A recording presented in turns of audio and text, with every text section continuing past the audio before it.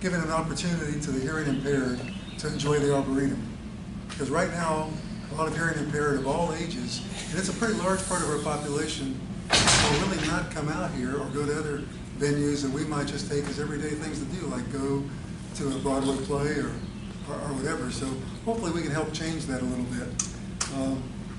So do stop me if you have any questions. This slide, I want to give you a little background first. This slide may look like it's a mistake, but it's not. Let me explain to you what this is and how I became involved with this. A number of years ago, I got involved redoing the sound at the music hall, and I never thought a thing about the hearing assist until one person came forward. He said to me, you know, I've been coming for years, my wife wants to come. I get the headset, but I don't understand a word. I look around, if it's time to clap, I clap. If it's time to laugh, I laugh. And he said, the same is true with a lot of my friends, but, you know, our wives want to come. So I thought, gee, that's a shame. And for the first time, I listened to the hearing assist system at the music hall, and I got comments from the staff, oh, you know, that's the end of the food chain, so nobody ever pays any attention to it. And that, as it turns out, is really true throughout the country. So as I listened to it, though, I thought, well, maybe we can do some things to improve it. And I went back to this gentleman and said, hey, will you be my guinea pig? And he said he would. So what happened, and the first show he saw after we started making our changes to the system was Wicked. And if you've seen it or are familiar with the show, you know, it's got a lot of stuff going on, a lot of singing, a lot of orchestra at the same time, so it's a very difficult show to understand. He called me the next morning, and I could tell from the emotion in his voice that, you know, this was really a milestone for him. He said he heard every word perfectly, and first time in 20 years. So I thought, well, maybe there's something we can really do with this to help the hearing impaired, and started to think about what we're doing, and it's totally different than what would normally be done, let's say for a Broadway show or even for a movie, and because you know what a normal person would consider good sound is totally detrimental to a person who's hearing impaired. And that the hearing impaired number is large and growing. If you talk about even partially hearing impaired, it comes up to about 30% of the population. So there's a lot of people, especially who just don't get opportunities, won't take opportunities to go out into the public because they don't hear well. So after the success we started having at the music hall, with people saying things like, gee, we really like this, we're going to become season ticket holders and so forth, I thought, okay, maybe we can really do something here. Who in town really knows about the hearing impaired and hearing aids? And it turns out we're very fortunate to have UTD Collier here, which is, you know, the Collier Communication and Brain Disorder Center are really the, you know, nationwide the experts in hearing impaired and hearing assistance and so forth. So I called Tom Campbell, who's the head of it. 2 minutes in our phone conversation, he says, great, how can we help? And since then, we've had a great relationship with UTD being part of what we're doing. In fact, that's the reason for the kids here. There's one professor, Dr. Linda Thibodeau, who's really passionate about making opportunities available for people and kids and so forth. So this was a group of 50 kids and their parents who came to see Little Mermaid a few years ago. None of them had ever successfully been to a movie or successfully to a Broadway play. In fact, afterwards, their parents said to us, you know, we try to take them, they fall asleep or they're unruly, we just can't do it. But in this case, every one of them heard perfectly. And it's more than just hearing a play, this is a touch with society, regardless of what your age is.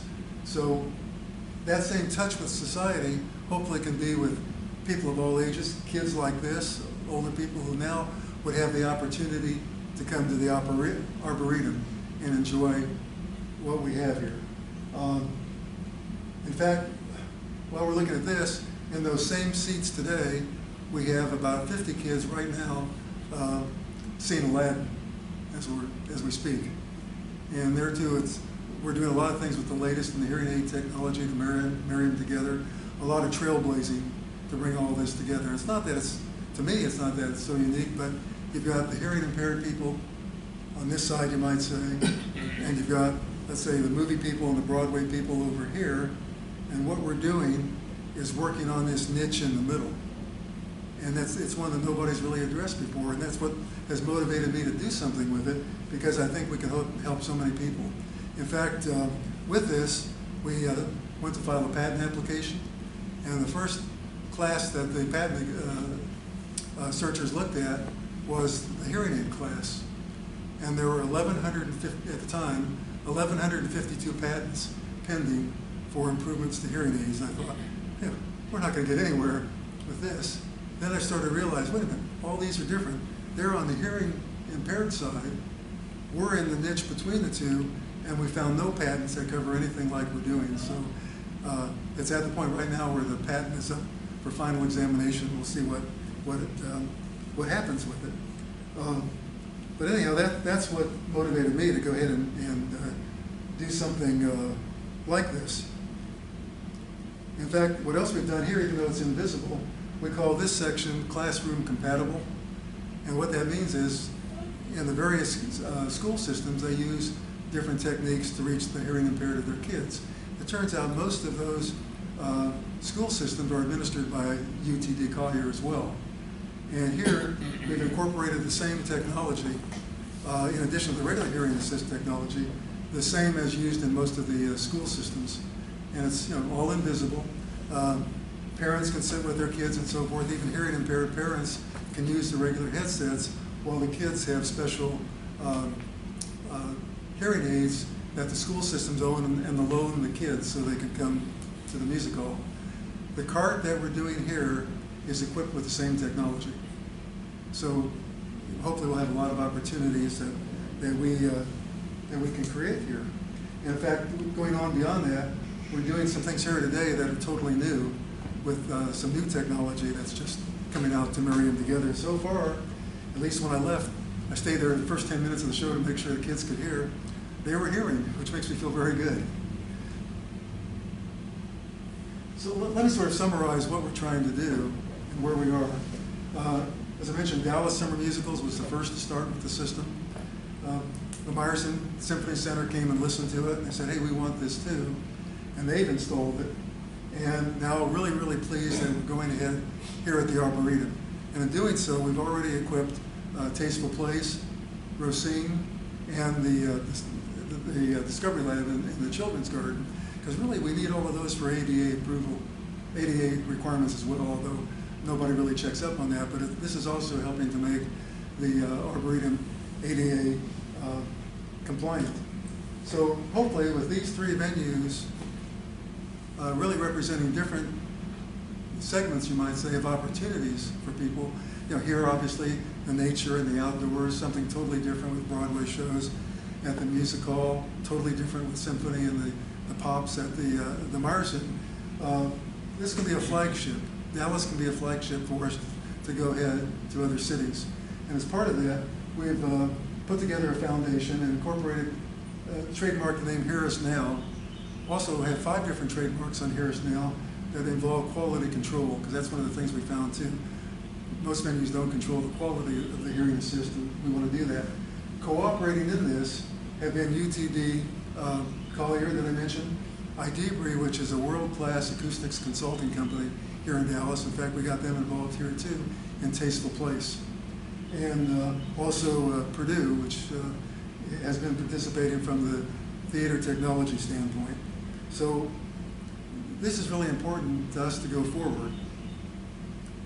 And as part of that too, we've put together, my wife and I decided maybe we can do something with this different than just sitting in a board meeting, but really help a lot of people. So we put together the Hear Us Now Foundation to go forward. If you want to take a look sometime, in very elementary draft form, not good enough at all yet for public use, just take a look at the website, and it'll tell you a little bit about the other venues, and hopefully you'll see the next case study we want to do is on what happens here at the Arboretum. With that in mind, let me go, because I know your time is valuable, directly to what your involvement would be and so forth, and what to know about the cart. And this, by the way, follows the instruction sheet that you've been given. If you look at the cart, on the side of it, probably right now, you'll see something like this hanging down. That's where the antenna connection is for the transmitter. And I thought, gee, I heard about a shed, so that the tram will be in the shed. Well, it turns out that the roof of the shed doesn't cover the front of the tram where the antenna is. So the purpose of the one piece there is to help protect the antenna connection from rain and so forth. So that just turns counterclockwise, unsnaps, and then you should see by the time you go to use it, maybe you've seen the short antenna here. That's actually the transmitting antenna. So just make sure that's in place before you start. By the way, what I'm going to talk about is really pretty easy and straightforward, but do stop me if you have any questions. So once you have the antenna in place, next thing is the transmitter. And I know there have been comments about the transmitter not being tightly in the space and sliding forward and so forth. Hopefully that'll be solved. But on the side of the transmitter, on the side over here, there's just an on-off switch. So when you're ready to do something, just turn it on, and you should see this part of the display light up. And this shows the channel. You should be on channel 2R. It's preset, and it should be locked in, so you never have to fool with that. And when you start to use it, where this green is now, with your voice, you'll see that the green line will change. You just want it to get about straight up when you're talking loud enough. There is a volume adjustment if you need to make it, but an easy thing to think about. If you just really forget about the system and you say, okay, I'm talking to somebody 5 feet away, maybe somebody in the second row of the tram, and you just project to that person. Psychologically, you're going to talk loud enough and slow enough that it'll be just perfect for what the hearing impaired needs. So just keep that in mind. Talk just loud enough for that person who's just a few feet away from you. Okay, Clay, can we show the microphone? No. Here's a microphone that you'll use, and you'll see where this plugs in to the transmitter. There's only one way it can plug in, and this looks complicated, but if you just think of the wire piece on it, it's very easy just to put that on over your ears. But it took us a while to figure that out. Yeah, it's basically just like that. Okay. And you can actually spin this around. Yeah. So you can, yeah, this is pretty, it'll pick up quite a bit. The fact that it picks up quite a bit is good and bad, because at the same time it's picking up your voice. So what about, I have a question. Mm-hmm. What about people with hearing aids? That thing loops over. Mine's already looping over. I have hearing aids in both ears, and now I've got this thing. I'm going to try to figure out how I'm going to put where my hearing aids are.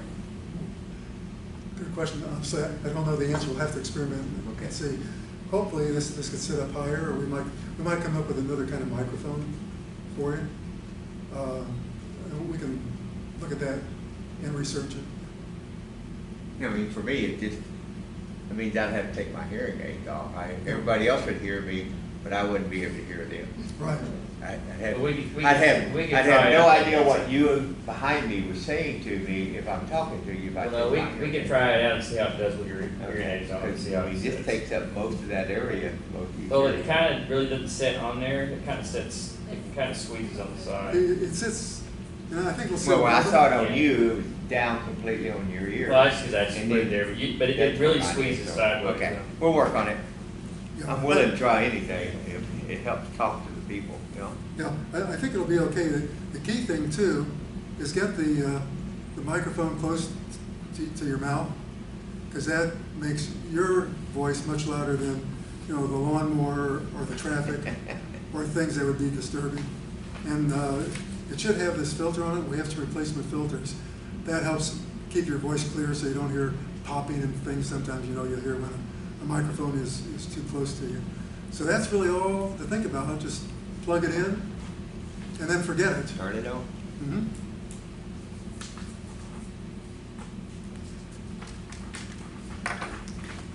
Okay. Next, how do the people use it? We have a number of receivers that are just small receivers that can be held, or there's a clip so they can clip to your clothing and so forth. And with the receiver, it's just simple on-off, volume control. And here too, these should be preset to the same channel, channel 2R. So, forgot one thing here. We still have one. You don't happen to have a headset, do you? No, I have to go back here and get it. Well, let's see if I have one here. I gave one to Brian, I may have given him all of it.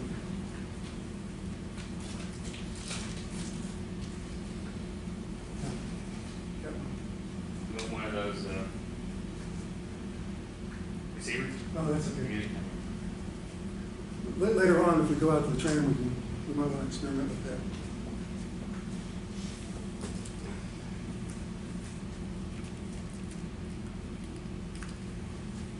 Okay, so that's the receiver. And remember when I mentioned that the range of this can be about 300 feet away? So that means the receiver, somebody can have it put in their pocket or clip it to their clothes. You might tell them, go look closely at that exhibit if you want to, and they can do that and still be in contact with you. Or listening to Terry Lindecker, who would really like to see this get a lot of use. First thing she said was, oh, I'd like to do it on multiple trams. But I know how hard it was even to find this one tram to install on. And I realized some trams are owned by different people or all different conditions. So this way with the range of this, 4 or 5 trams could follow the first tram and still receive the signal. So with the headset, it just plugs into the receiver. Very simple plug-in. And the main thing is remind people to use it as a stethoscope style. It doesn't go over, it goes under. Then it's very simple, very comfortable, and they should be able to hear fine. We also find that depending on the type of hearing aid, a lot of people like to remove the hearing aid and use this instead, and it works quite well. In fact, we had a number of cases even with the kids who had many of the severely hearing impaired problems. If the hearing aid they had from the school system failed for some reason, they were able to just take the headset and were perfectly happy with the way it performed. So that's the headset. Again, that's what most people will use. Now, some people occasionally may say that they have T-loop, as it's called. I don't know if you do or not. T-loop is an old system that goes back to when we used to have the old telephones that you held up to your ear. And that's what the T stands for in the T-loop, telephone. And the telephone receiver would transmit a magnetic field. And that magnetic field then would couple into the hearing aids so people could hear on the phone. Well, in some cities that technology is used a lot today as well. Not so much here in Dallas. There's only 2 or 3 places that have it, but we have what we call a personal T-loop, and that is, I guess we didn't bring one in right now, but there's another device here that has plugs into the same receiver, and it's just a wire. It's got a couple hooks like this on it. If someone has a T-loop, the hooks go, the wire goes behind you, and the hooks just go over the ears. And that allows the voice to magnetically couple to the hearing aid. So if they say to you they have T-loop, that's how it's done. And you'll see the first time you use it, it's very, very, very simple. Very often, someone may say, gee, I'm trying the T-loop, but it doesn't work. Question then is, did your audiologist set it up? If it doesn't work, usually they have to go back to their audiologist, because so often, since there's so little use of this in Dallas, people will buy the T-loop, but the audiologist never enables it. So your fallback is always the headset. And truthfully, it's taken longer to explain that than the questions you'll have from people and concerns, because the T-loop is just not that widely used. For example, at the music hall, for each show we may use between 50 and 90 headsets. And maybe, and that's for every show, maybe 2 or 3 times a week, someone will come in with a T-loop, and they'll take the personal T-loop adapters like this, and it works just fine. So, it's less than 1% of the time, but occasionally you may find that.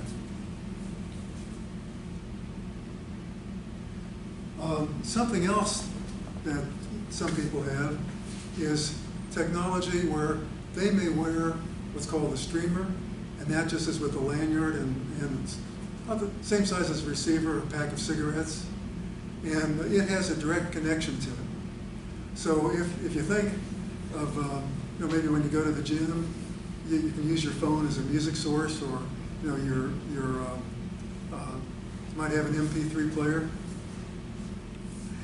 This is just another style receiver, the same as you'll have, but we also have connections available for you. So if somebody has that, they can plug directly from the receiver into their streamer device, so they receive the signal that way. And again, they'll be familiar with this, and it's not a lot of use. But the thing to remember is that there's an adapter on it. The gold adapter goes into the receiver, and then everything should work fine. Any questions? That plugs into where? Pardon? Where does that plug into?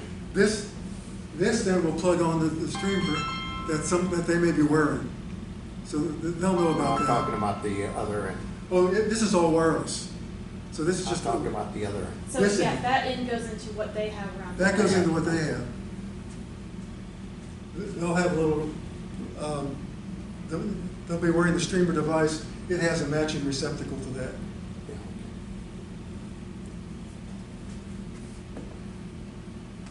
So anyhow, that gives you an idea of what we're doing and where we are now. Any other questions?